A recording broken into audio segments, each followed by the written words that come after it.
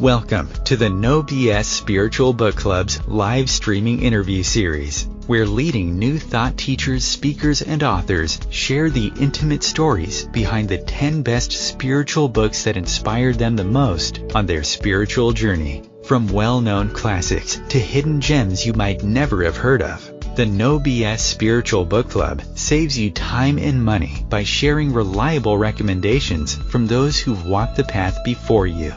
The No BS Spiritual Book Club, the only no BS guide to the best spiritual books to inspire your own journey of self-discovery.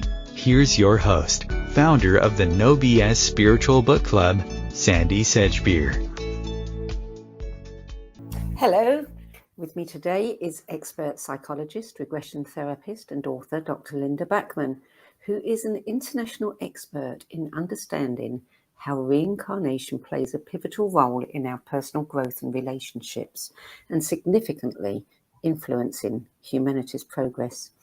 The author of Souls on Earth, Exploring Interplanetary Past Lives, The Evolving Soul, and Bringing Your Soul to Light, Dr. Backman has been conducting Between Lives soul regression training since 2002, and she's been featured on numerous broadcasts and webcasts, including Dr. Oz, Coast to Coast, and Gaia Television. Dr. Linda Backman, welcome. Thank you, Sandie. It's a pleasure to be with you. Now, you were trained by soul regression pioneer Michael Newton, and you worked with him for 6 years, training other therapists. And then you founded your own past life and between lives soul regression practice. You say that during your training, Dr. Newton explained, or Michael Newton explained, that at times regression clients would discover past lives that were not lived on Earth. That's a big one. And by 2005, your practice began to include quite a lot of clients who were souls that you say had evolved primarily somewhere other than in Earth bodies. I mean, this is a very tantalizing topic, one which we're going to hear a lot more about as we discuss the 10 books that inspired you on your life journey. So before we get into that, tell us a little bit about your relationship with books. Oh my goodness. Well, it's kind of interesting that you're asking that. Sometimes I've said to my husband, because he loves books and I love books, that our house might implode if we get any more books and, put them on the shelves. Both of us have always loved learning through books, though he's much more of a fiction reader and I'm, for the most part, a nonfiction reader. But books, and I know you and I will be talking about this today, books are a way of, at least for me, of hearing about something, experiencing something, and then going to see if someone else or others had these same, what, I might have thought were crazy experiences. So books are nonfiction books are written from the core of the writer, but also people who write fiction. And I know some wonderful fiction writers, even some personally, they're inspired by their own personal experiences. So I love books. I love fiction. And yet, there's something about nonfiction books, especially books that talk about quantum science or things that we don't normally get to experience. They really can, open you up in a completely different way. Yeah. So how easy or difficult was it for you to pick just 10?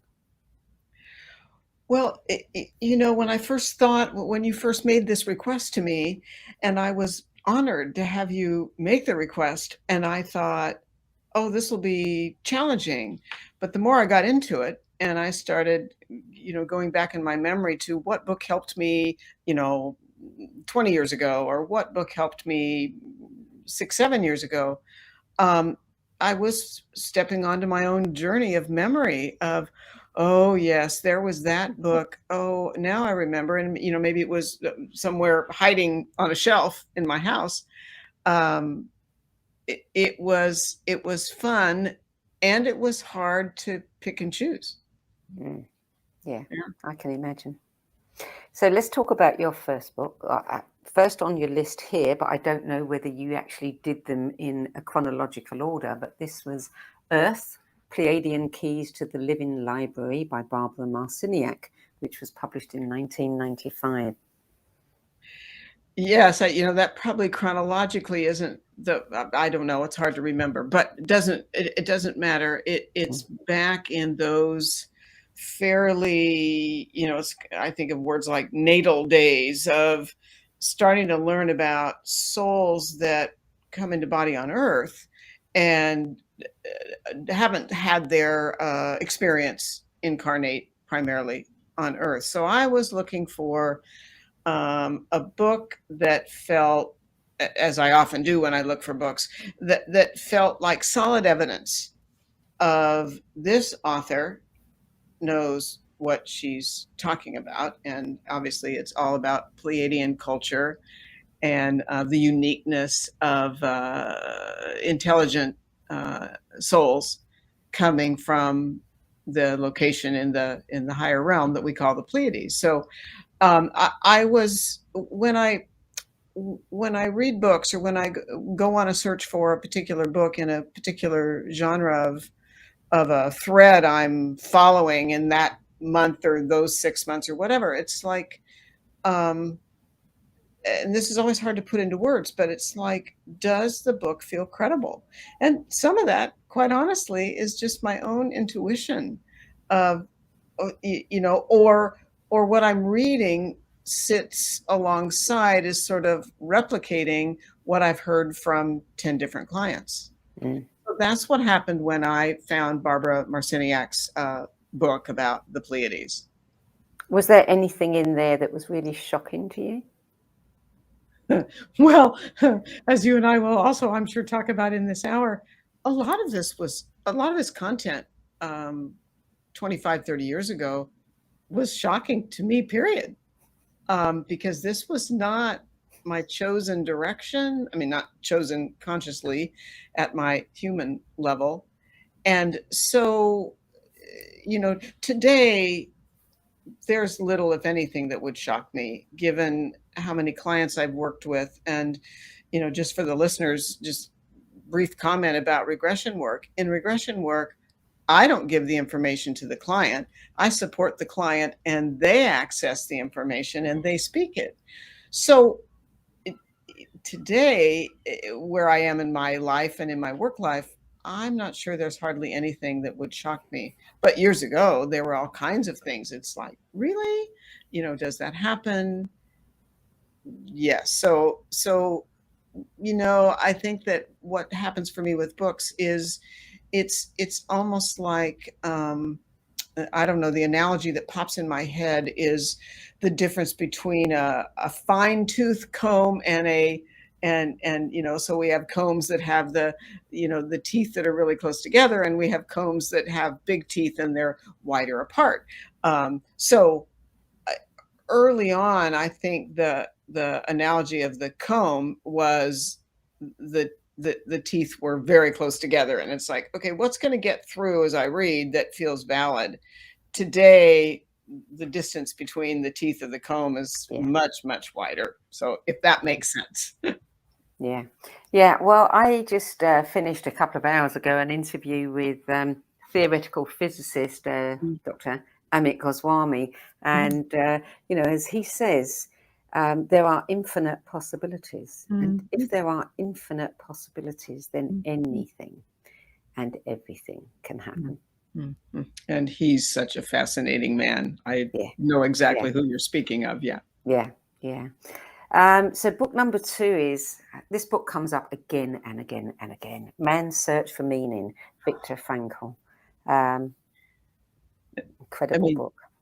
This really steps into my own journey.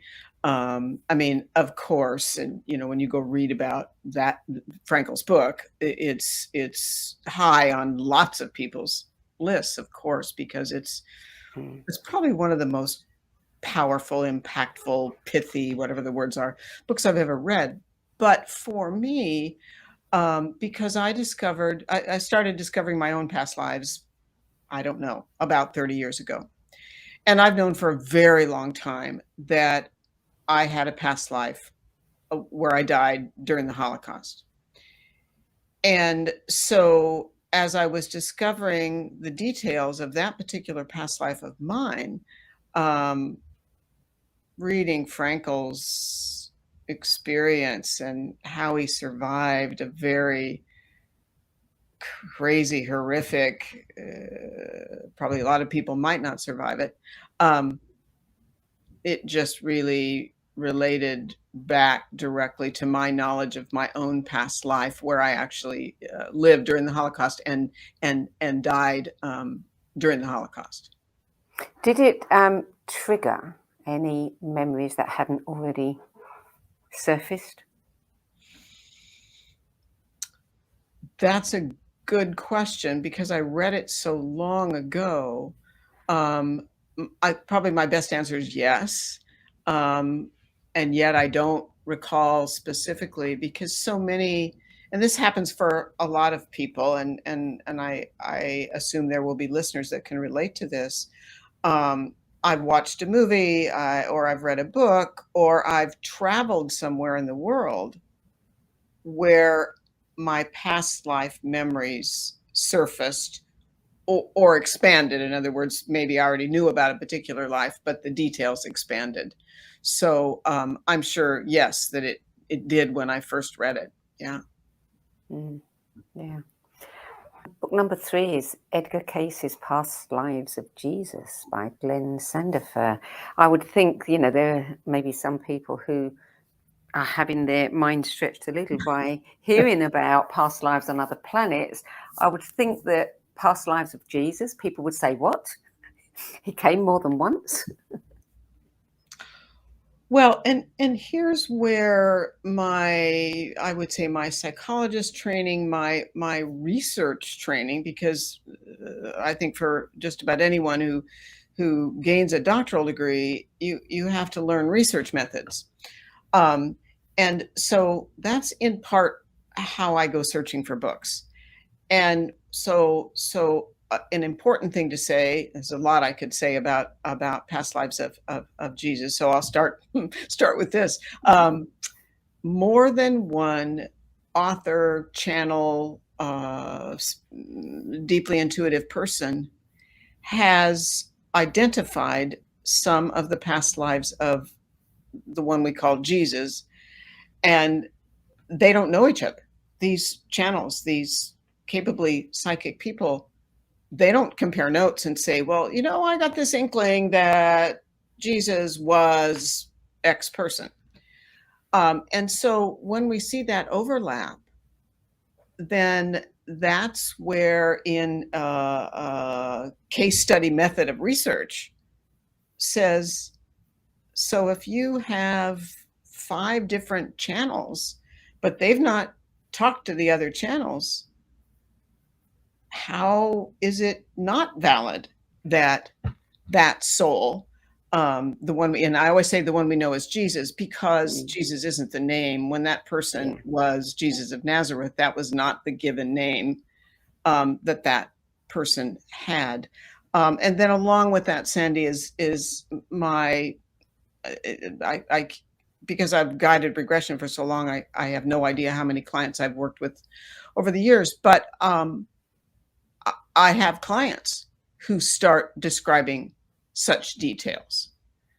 So I honestly, me personally, I have no doubt that the one we know as Jesus, that soul that, in my opinion, is what we call an ascended master, not the we all know, if you study history, Jesus, or the name of that person was Yeshua or Yeshua, depending on how you want to pronounce it. That person, Yeshua, didn't found Christianity. Those were people that came after Yeshua. So that the soul of Jesus is an ascended master who actually comes into a lot of regression sessions as a highly capable spiritual guide.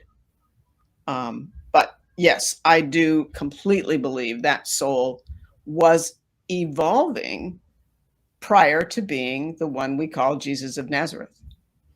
Had you thought about that before you came across this book? That's a great question.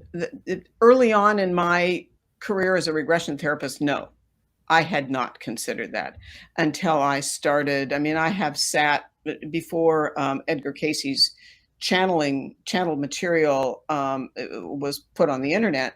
I've sat in the library at his center in Virginia Beach, Virginia, reading transcripts. And but no, I had never considered that. But that's what I love about regression is when I talk about what I always say what I know is because I've heard it far more than once in an unprompted regression session with a client.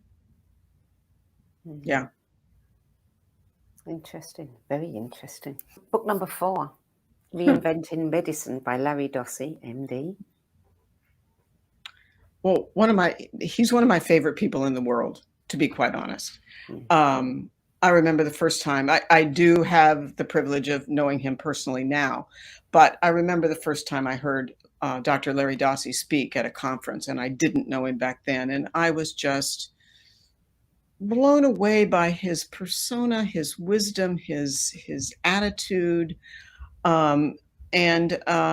If anyone knows his story of how he stepped into the world of trusting intuition, it's written in the beginning of the book, that particular Reinventing Medicine, that book of Larry Dossey's, where he believes he has a dream one night about he's an intern at the main hospital in Dallas, Texas, and he has a dream that the chief of internal medicine, where Larry Dossey is interning in the Department of Internal Medicine, he has a dream about the chief of that department, his son, having a medical problem. And just to make a long story short, then the next day, Larry Dossey is sitting in the cafeteria eating his lunch, and rushing through the cafeteria for a medical appointment is, I don't remember whether it was the chief or the chief's wife, carrying their child because there was a medical problem with the child. And that's what, it was a premonition dream.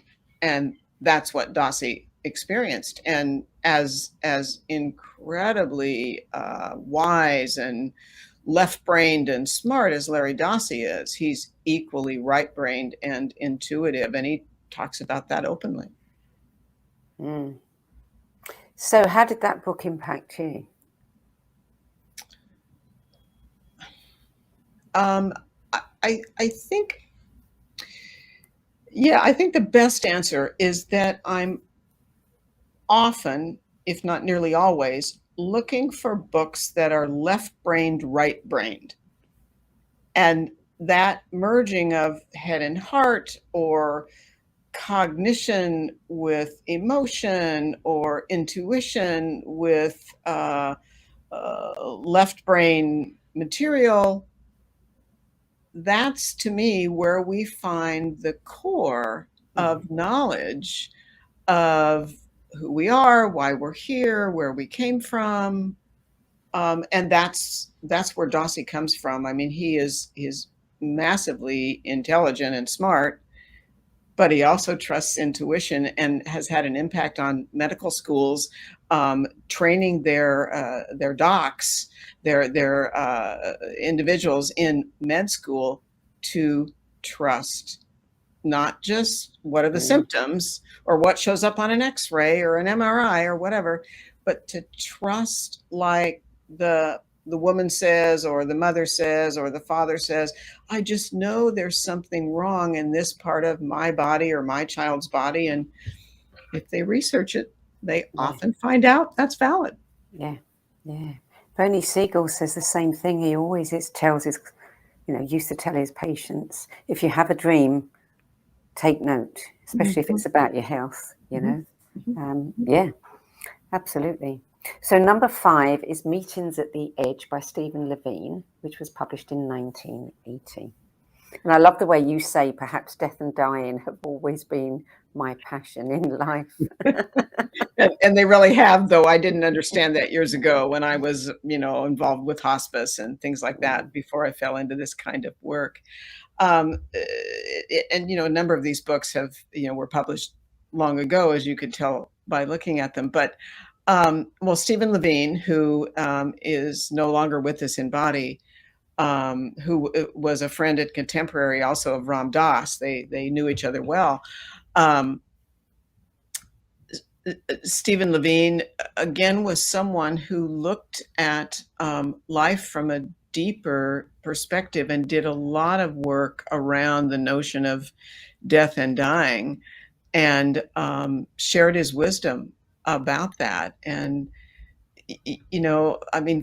for me, Sandie, because I work with people studying the sequence of their lives, the sequence of their incarnations, and then we come upon, just using Stephen Levine as an example, Stephen Levine, though I don't know, I've not regressed Stephen Levine, but I would assume the trajectory of Stephen Levine's lives include a lot of experiences of gaining deeper and deeper and deeper wisdom, because I think that that's partly where wisdom comes from. It doesn't just come from this lifetime. And so, Stephen Levine, again, is someone I heard speak years ago and was fascinated.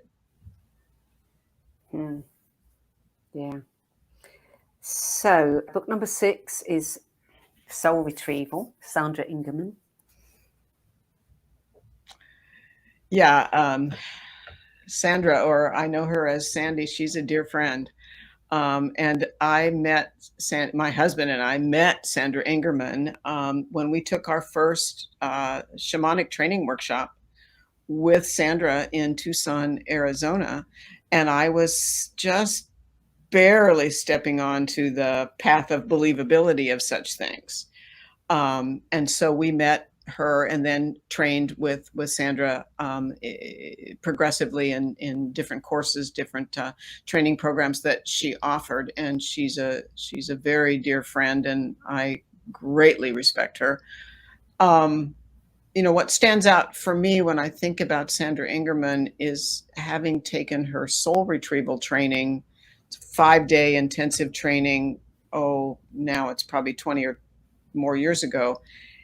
And learning how to guide soul retrieval, which very much parallels regression work, and working with one of my first practice clients who, after I learned how to traditionally, conventionally do the shamanic work to regain lost parts of self, if you will.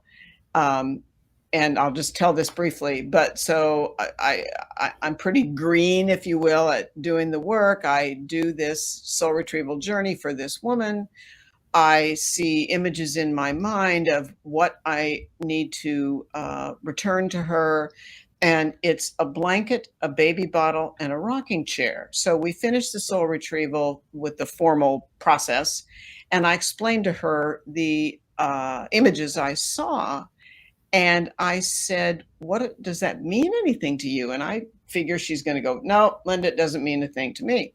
And she says, "Oh, yes." She said, "I have talked with," I don't know whether it was an aunt or some family member of the client. And she said, when I was 18, the client says to me, "When I was 18 months old, I had spinal meningitis and I nearly died. And I was in the hospital for days. And what I've been told is that my mother rocked me for hours and hours.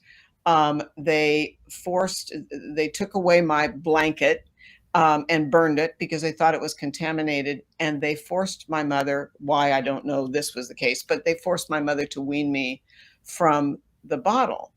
And she said, "I know that was a horribly traumatic time." And she said, "So I think that's why I knew none of this about the client." So I remember learning all those tools and skills from Sandra, and she's such an awesome shamanic teacher. Yes, she is. Yeah. Yeah, I've had the privilege of interviewing her. So, okay, the next one was by your mentor, Journey of Souls, Michael Newton, published in 1994. Yes, early on as I was stepping into regression work, I discovered Journey of Souls. That's Dr. Michael Newton's first book. And then I happened to meet him at a conference where he was giving a talk. And he convinced me to take his first, it was his first formal training program, training people in the work that he did in what we would call between lives soul regression. And so he was my mentor, and then we were co-teachers, training people. And I mean, I believe so many things in our life are guided. I think I was meant to meet him, meant to be trained by him, and we became great friends and colleagues. And he's the person that first wrote about regression work, not only into understanding past lives, but understanding what happens after we die, who we are as a soul, how we plan our lives. And his books are beautiful and rich with material. Yeah. And after that, your work really changed, didn't it? Dramatically and surprisingly to me. So what did the people around you think? Well, kind of two answers to that question. One is, as I gradually started shifting from conventional psychology, because for some years I had a general private practice as a psychologist. And so as I began to make that shift, which maybe I should just briefly back up and explain how that shift occurred, because that probably would help people understand this a little bit more broadly. I had no interest in understanding reincarnation at all, no really deep awareness of whether I believed in reincarnation. And simply put, in 1993, my original psychologist colleague, with whom we built a group practice of psychologists and psychiatrists, sadly, my colleague died in his early 30s of a type of lung cancer in 93.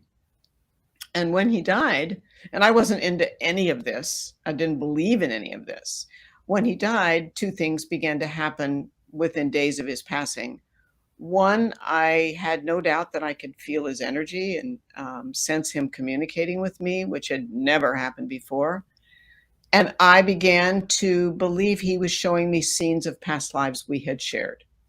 So I thought, either, Linda Backman, the psychologist, needs meds and a formal diagnosis and whatever else, or there's reality to this. So just briefly, the rest of the story is that I said to my husband, who we'd already been together 20, 25 years.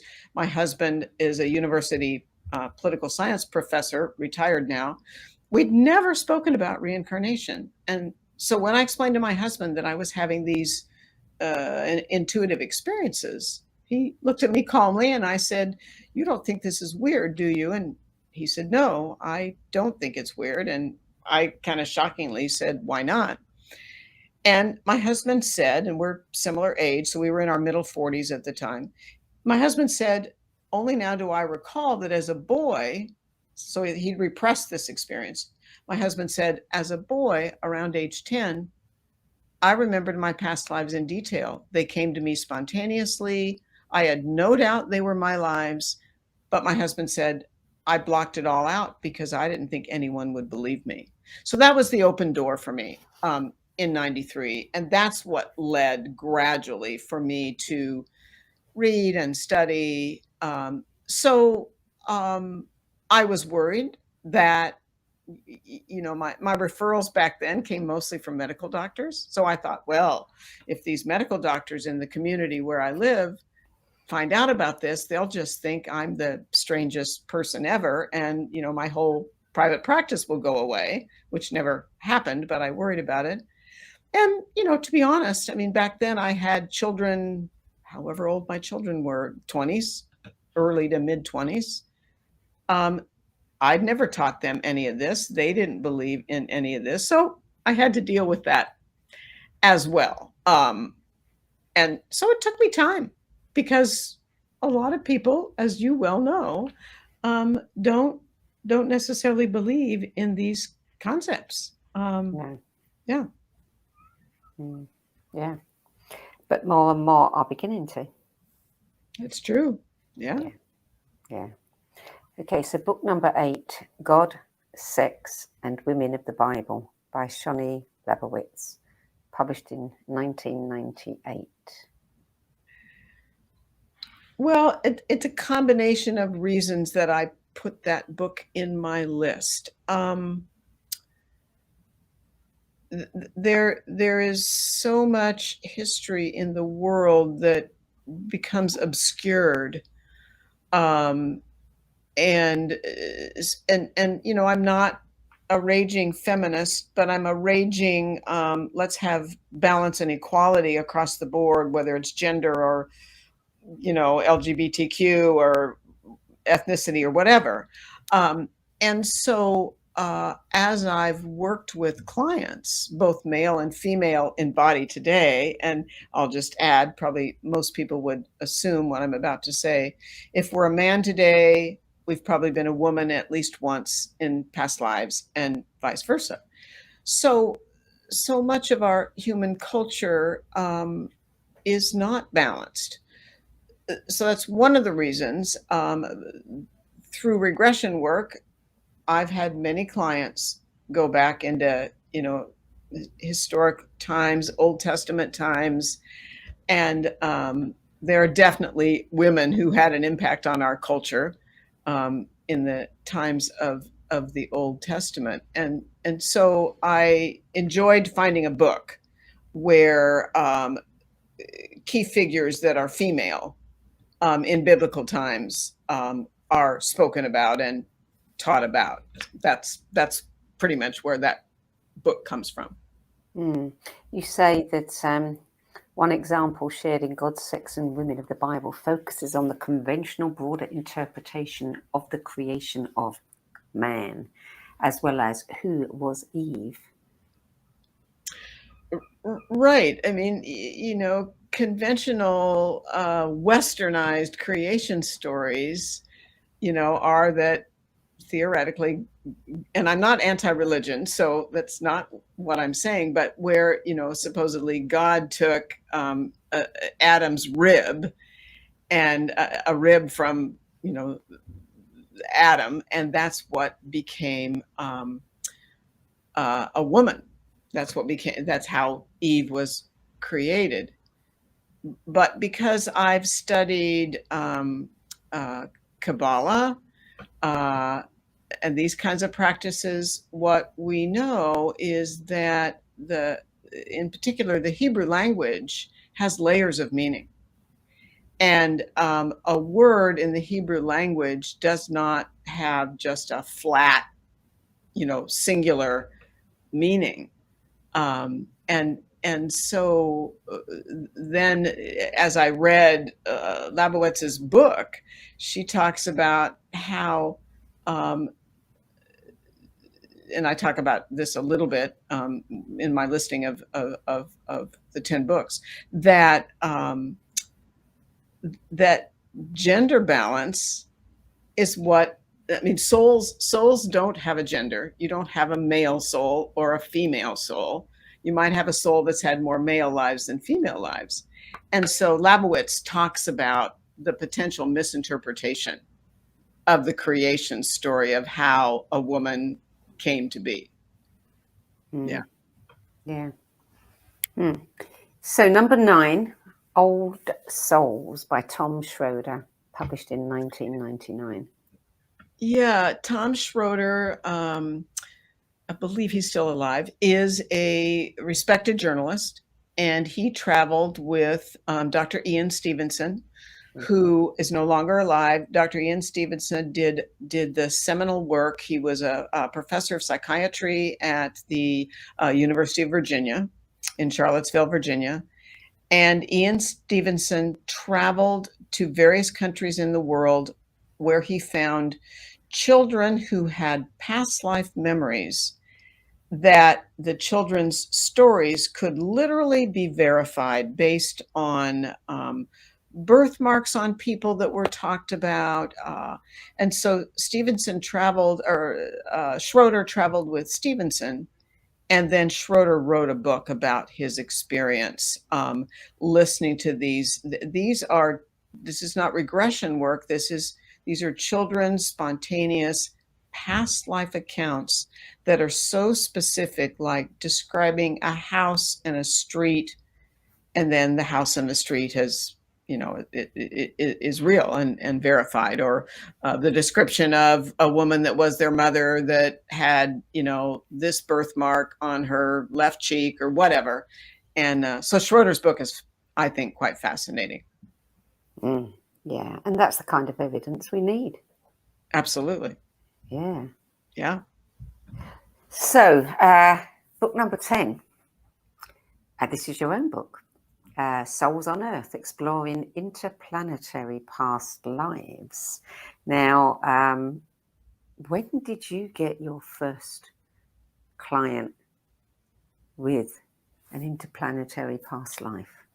Oh, good question. Well, what I remember, I started guiding regression back in probably 94, 95. And I pay attention to my own life, like what's happening, what's changing, who did I meet, how is that purposeful? And so early on in my regression practice, I occasionally had clients where I said nothing to them before the regression started, and they were discovering lives not on Earth, or that they're a soul that comes from somewhere not on Earth. But somewhere around probably 2003, 4, something like that, as my regression practice since probably the late 90s, sometimes I lose track of dates, but since about the late 90s, I have guided regression clients nearly week in and week out, and multiple clients a week since the late 90s. So what I noticed in something like 2003, 4, or 5, in that range of time, is that my regression practice, my clients were almost 50% souls that had lives not on Earth. And I've learned this is a whole topic we can talk about if you like. We all have spiritual guides. That I say that because they show up in regression when I say nothing about spiritual guides. So I noticed that about 50% of my practice in the early 2000s were clients that don't usually incarnate on Earth, even though obviously they're my clients, so they're on Earth.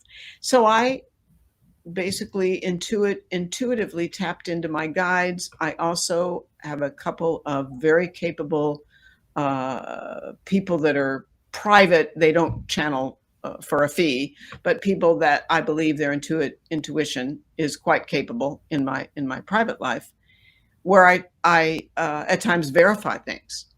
And so my guide said, Linda, we want you to understand the unique qualities and challenges of souls that come to Earth that don't usually incarnate on Earth, why they're here, what their skills and challenges are, so you can help them accept who they are and move forward in their current lives. And so that I realized that was a part of the journey that was intended to be part of my work. So why do they come here? I can give you a very simple answer, and then we can go into more depth, but it's an easy, simple answer, Sandie, and that is that I'm going to back up a step. to give a title, to give a word that I use when we talk about these souls, you could call them ET souls. You could call them star seeds. My guides asked me to call them interplanetary souls, but all those words mean pretty much the same. Interplanetary souls incarnate on Earth because they are advanced souls, and they come into body on Earth in one way or another to aid the evolution of our human culture.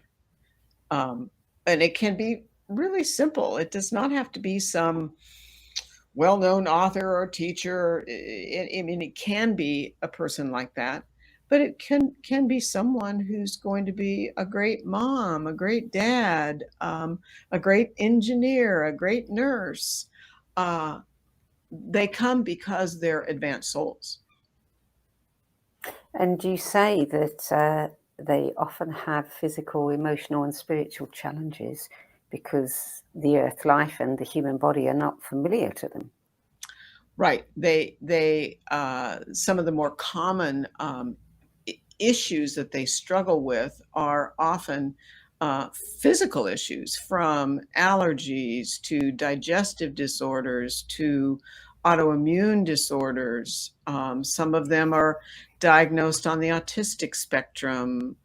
Some of them are diagnosed ADHD. And yet the flip side is that they're always very wise people. And again, I don't mean wise necessarily because they, write a New York Times bestseller. They might, but they're people with a broad perspective because they've come to aid humanity. But they might have musical skills just shockingly off the charts at age 10. It's interesting. I often think about America's Got Talent 2 or 3 years ago. There was a visually challenged man, I believe he'd been diagnosed on the spectrum, who won America's Got Talent, and that he is a singer-songwriter, and his skills are utterly amazing. Now, do I know that he's an interplanetary soul? No, but that's a kind of an example potentially of an interplanetary soul. All interplanetary souls are not that challenged. Some are, some aren't. But I've had so many clients who never understood themselves before they had a regression and discovered who they are as a soul and why they're here at this time. Did they resonate with that, or were they horrified at first? I would say the way I'd answer that would be some just quickly resonate and say, Linda, I never would have told you that, but I've always sort of known that, the client might say. Or most of the time they're not horrified, but there are times when they've never even considered that type of explanation, that they're just simply a highly intelligent being that came to Earth with purpose. And with those kinds of clients, how does it impact their life to know that? It varies, but I would say more often than not, they embrace an understanding and an acceptance of themselves that they never understood before. I mean, I can think of lots of clients in my head, and I'm thinking about a particular man, young man in his 20s, that just had struggled. Interplanetary soul, or what I call an IP soul, highly intelligent, very socially challenged, struggling to find his niche in life, and gain more education and find a way of making a living, and et cetera, et cetera. And it took him, I think I probably regressed him 2 or 3 times. And it took maybe 2 or 3 times for him to, for the most part, accept who he is and know there's nothing wrong with him. He's not crazy. He belongs here. So it really varies. I can think of all kinds of people that start coming to my mind, and I'll add this piece in since we're talking about interplanetary souls. There are times when interplanetary souls that are my clients have struggled. What I'm about to say will speak to the value of understanding past lives. So I might be working with a client, obviously in body on Earth, who is an interplanetary soul, and there was an interplanetary past life with something conflictual. And I want everybody, hopefully, to hear me loud and clear. All past lives don't have conflictual issues. Some do, some don't. Because some people just make the assumption that all past lives have horrible circumstances. That's not true.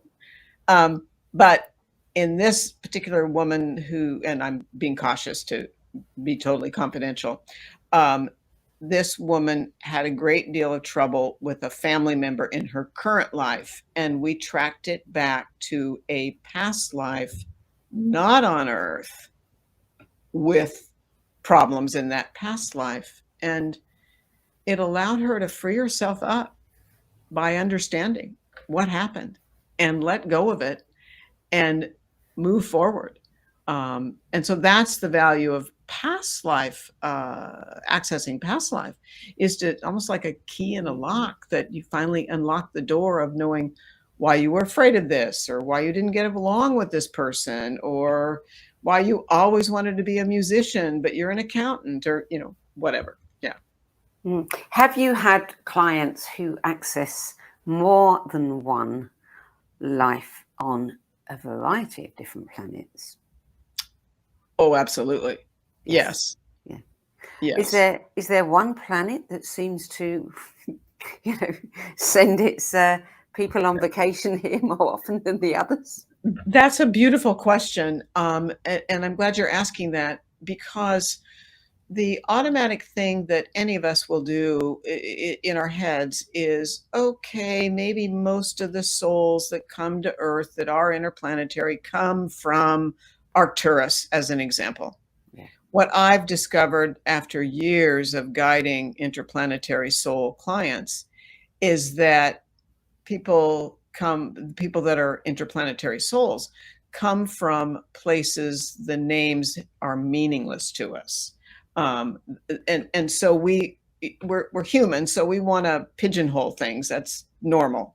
And so, yes, have I worked with clients from Arcturus, from Orion's belt, from the Pleiades, et cetera, et cetera? Yes. But sometimes they're from either an unnameable place or a name of somewhere that doesn't mean anything to anyone. I've read books about starseeds, and quite often they will say that that it takes time to step down their energy to be able to cope with this, atmosphere, this 3D, the magnetic field, whatever. And that is an explanation why they often have physical problems. Have you come across that? I think that's a piece of it. I think that's definitely one explanation, that the energy here is so totally different than what they're used to, or the socialization here is totally different, or the means of communication here is different. The type of nutrition is different. And that, again, is, in very simple terms, the incredibly valuable takeaway for IP souls after they've had a regression is they stop mislabeling themselves. They stop fighting the lack of acceptance of themselves, because finally there's an explanation that is, in my opinion, is logical. Are there any cases from your book, the latest one, that you would like to share with us? Anything really remarkable?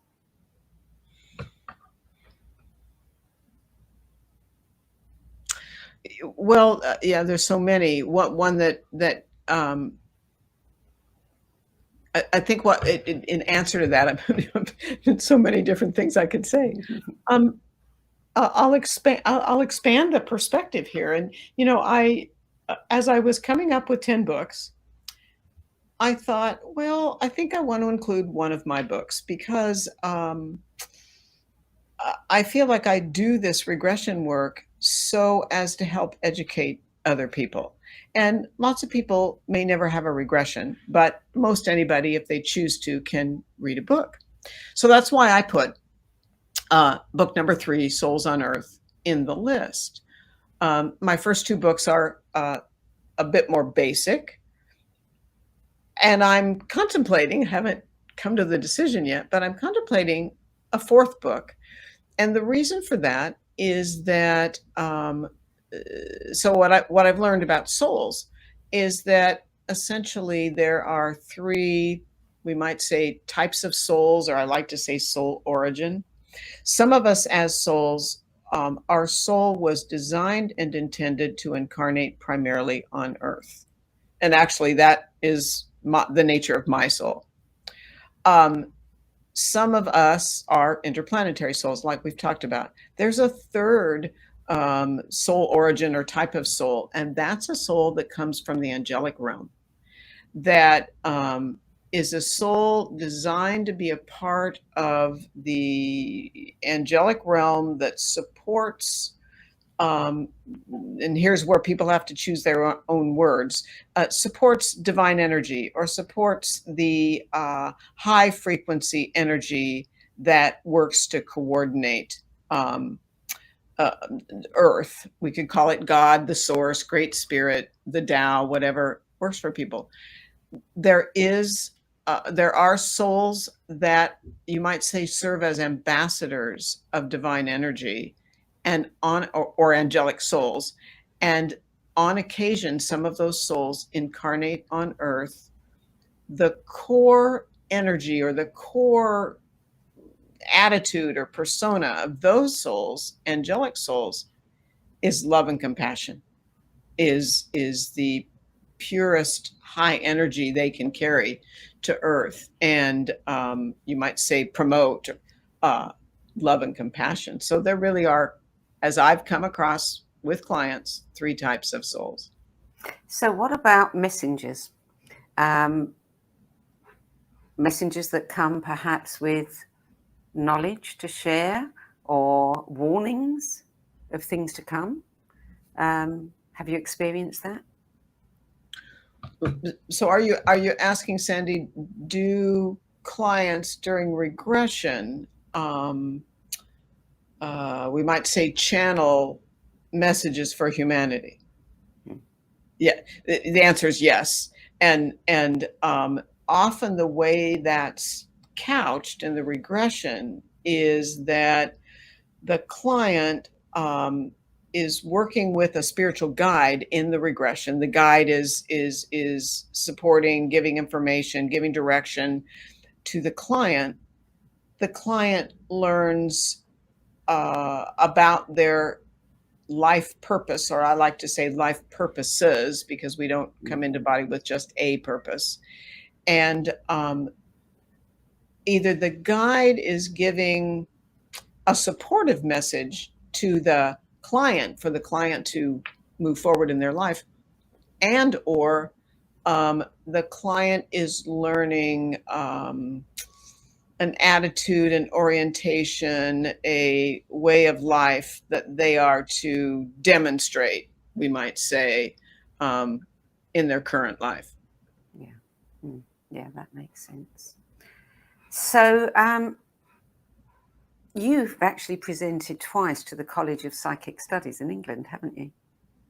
And That's also correct. at INRIES, the Institute for Research on Extraordinary Experiences in Paris. Do you know Stéphane Alex? I actually do know him. He is a lovely person. Well, what an incredible story. He was on this show and also on our radio show. And what an incredible story he's got. Mm-hmm. Totally. Yeah. Totally. And what a, because you know his story about his brother dying when they were on assignment. What a beautiful way to learn and utilize for others a very difficult challenge in his own life. Yeah. Yeah. He didn't ask you to regress him? That's interesting. And I know Stefan and his wife is as wonderful and lovely as he is. Actually not. I have not regressed Stefan, but I've been with him more than once. And in my opinion, he's absolutely living his life purpose with what he does. Yeah. So before we close, tell us a little bit about what else you are doing, because I know you have a podcast. I have podcasts. People can go to my website to learn about that. It's www.ravenheartcenter.com. Raven like the bird, heart, the American spelling. Or excuse me, not heart, the American spelling. Raven like the bird, heart in your chest, center, the American spelling of center, or the American English spelling, or however you want to put that. And yes, I have podcasts, and there are videos and things like that. I teach virtual courses. I guide regression all the time. And since COVID, I used to travel a great deal. Since COVID, I am guiding regression pretty much exclusively remotely, and it works very nicely. So that's how people can find out about what I'm doing. So tell us, your podcast, what are you talking about? What kinds of people are you talking to? It just really varies. Many different people, couple that come to my mind, but people of different walks of life. One is a woman who is a very accomplished orchestra conductor. Her husband was a world-renowned, actually, orchestra conductor. She stayed home to raise the children, even though she's equally trained. Sadly, her husband passed, and she stepped back into the world of orchestra conducting, and she has done a number of wonderful programs and concerts. One about women of the world that have had a major impact. So it's called Women Warriors. Her name is Amy Anderson. So Amy's one. I'm thinking about another man. He is a minister. He's an ordained Catholic priest, but he became a minister of a spiritualist church. And he's very open about, he is a gay man, but he's also an angelic soul, which we learned about through regression. And he's a lovely person. So just various different people with inspiring stories. Absolutely. Absolutely. Yeah. Totally. What are you reading now?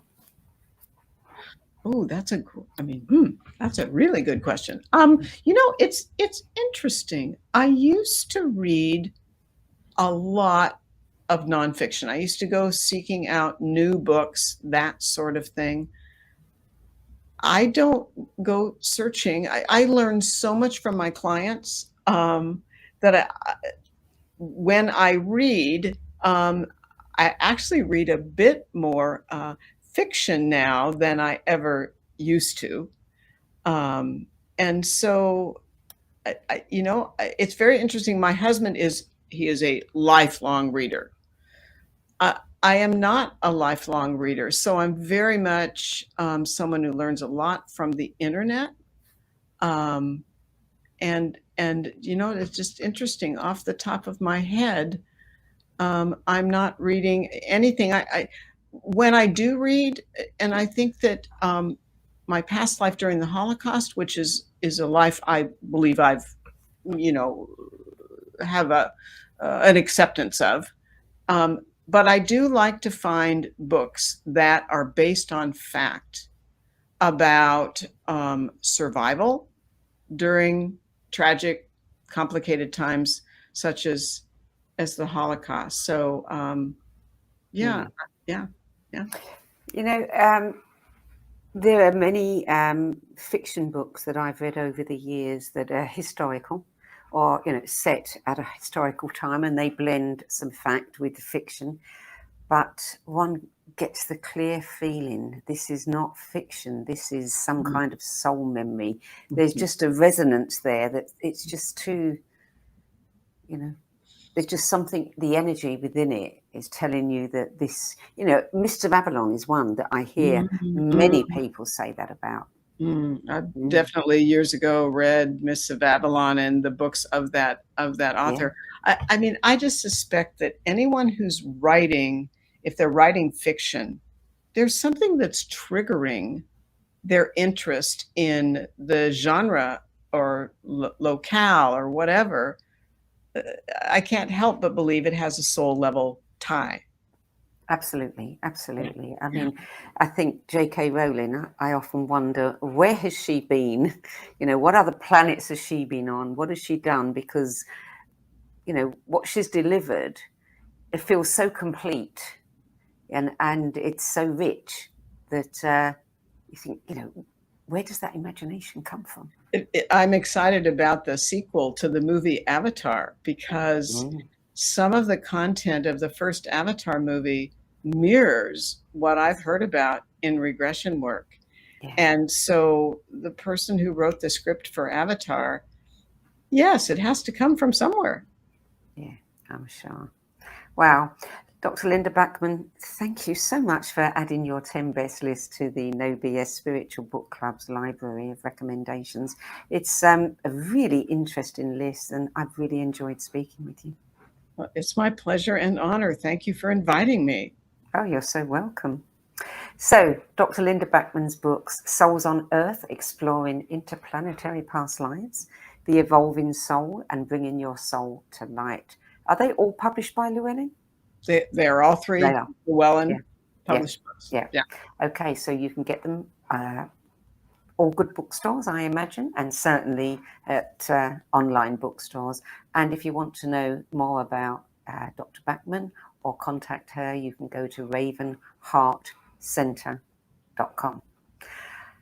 So before we go, as we all know, the spiritual book market is becoming increasingly crowded, and it is more and more challenging to sort the wheat from the chaff.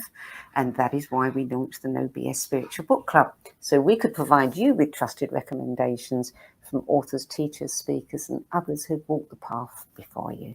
So you can check out our free 10 Best Spiritual Books archive at the nobsspiritualbookclub.com, where you can also view previous episodes of this face-to-face interview series. Add your name to our Save My Space list to get last-minute reminders of upcoming episodes as well. And if you feel that you have a book in you, but you don't know how to begin getting it out of your head and into the hands of those who are waiting to read it, click on the Work With Me tab and find out how my experience helping others tell their stories might be what you've been looking for.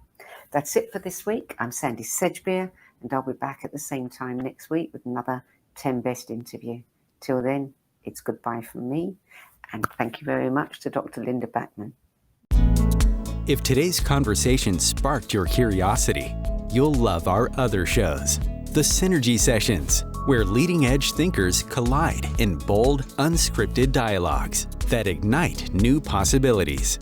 Between Realms and Reason, where we journey into the mysterious consciousness, energy, and the hidden layers of reality, where science converges with spirit in ways you've never imagined. And the No BS Spiritual Book Club, where leading-edge new thought speakers, teachers, authors, and luminaries who've walked this path before you share the 10 books that had the biggest impact on their life journey. All 3 shows are available on YouTube, Spotify, Substack, and all major podcast platforms. For more information, visit sedgbeer.com. That's SEDGBEER.com.